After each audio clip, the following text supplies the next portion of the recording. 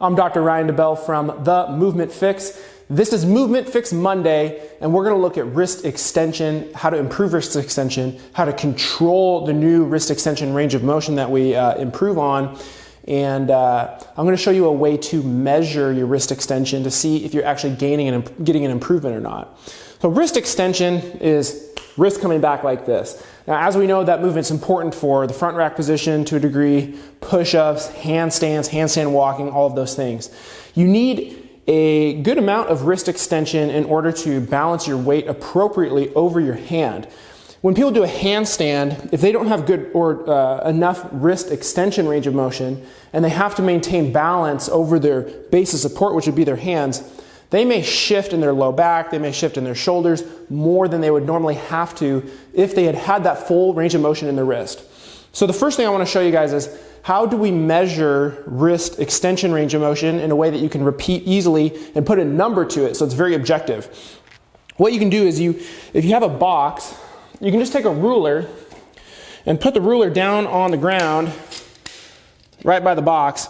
And if you just open your palm with the finger, the longest finger touching the box, keeping your arm straight, and just see, can you touch your shoulder to the box? If you can do that right at 0, you can go back to 1 inch on the ruler and see, can you touch your shoulder? Keeping your elbow locked out the whole time, you can go to 3 inches, etc. And then you test this on both sides, because when you do a handstand or you're doing a front rack position with a barbell, both wrists are attached to basically the same thing, so that you need similar extension range of motion in the wrist to have an equal kind of distribution side to side. So test both sides.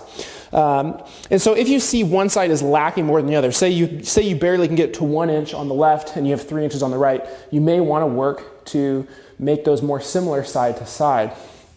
To improve that range of motion, it's a kind of a two-step process that I think of. I think of doing some sort of mobilization, and then I want to do some sort of control drill to actually teach my body how to control the new range of motion.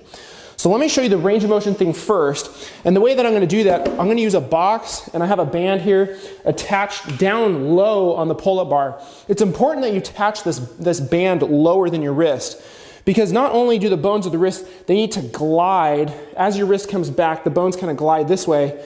Sometimes you need a little bit of long axis distraction or separation of the joints. And so if you put a band down lower, you are actually pulling the joints to create space between the joints. And so if you take a band and you find this little like nubbin thing right here on your wrist, go right below it on your hand, put the band right there.